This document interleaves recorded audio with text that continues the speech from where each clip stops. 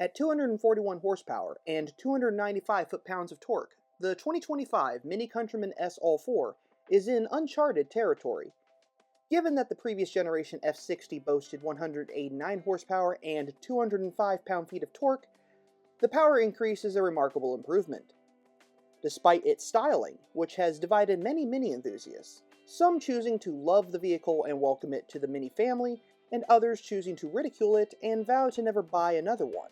The new U25 Countryman is a technological achievement and a logically evolutionary step forward in this model. The goal was to make the vehicle more upright, more angular, pay homage to the Mini heritage while not continuing to duplicate the same well-known and very much loved face. Mini has achieved that. For starters, this vehicle is a ground-up redesign of the Countryman. Unlike the upcoming F66 internal combustion hardtop, which is a significant refresh of the present F56, the U25 is genuinely all new. As you might have guessed, the US market will not get the base model Countryman. The US market model range will start with the S and go from there. This means a starting price of around $38,900. This may seem like a lot, but remember what you're getting. ALL4 is now standard across the range for the US market. Mini USA has seen to that. They are also making the head-up display standard, something I think will be much needed. However, if you want to reminisce about the early days, the very large and circular OLED screen in the center provides your speed as well, something I think many of the early owners will find fun and, dare I say it, quirky. With production for the US market set to begin in March, early May will be a likely time to start seeing the new models on the lot. And around that time, I should have an in-person and hopefully a driving review of this car as well. But back to the changes. While the UK and EU versions of the new Countryman S ALL4 get a mild hybrid version of the B48 good for 218 horsepower, the US version will be 241 horsepower with no hybrid system. The reason for this is we don't have as stringent requirements to cut CO2 like Europe does. The result is we get more power, a lighter vehicle without the extra hybrid equipment, and a 0 to 60 time in the low 6-second range. With the optional adaptive suspension, which can lower the car in sport mode by 15mm, thus improving response and weight distribution, the new Countryman will retain the typical dynamic characteristics we've come to know and love from the Mini brand.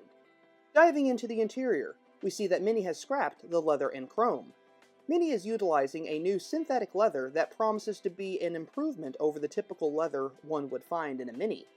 Also, this new synthetic is 90% recycled and can be cleaned with a simple damp cloth.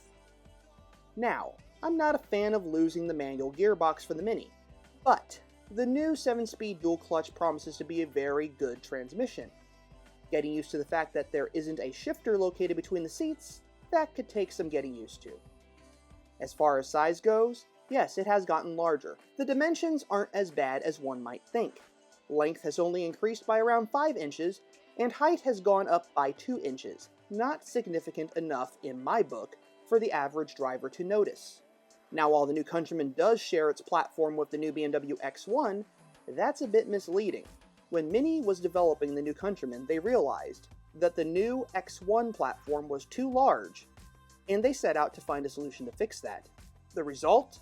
They borrowed the rear section of the BMW 2 Series Active Tourer in Europe and combined it with the front section of the X1's platform to create the new U25 Countryman platform. This resulted in proportions that better fit the Mini brand, but also reduced the weight of the new vehicle as well. Overall increase in size is partially hidden by the C-pillars with these new, well, I'm not sure what to call them, spats, blades, fairings. It's there to break down the length of the vehicle and prevent it from having a wagon aesthetic. Not that a wagon was ever a bad thing.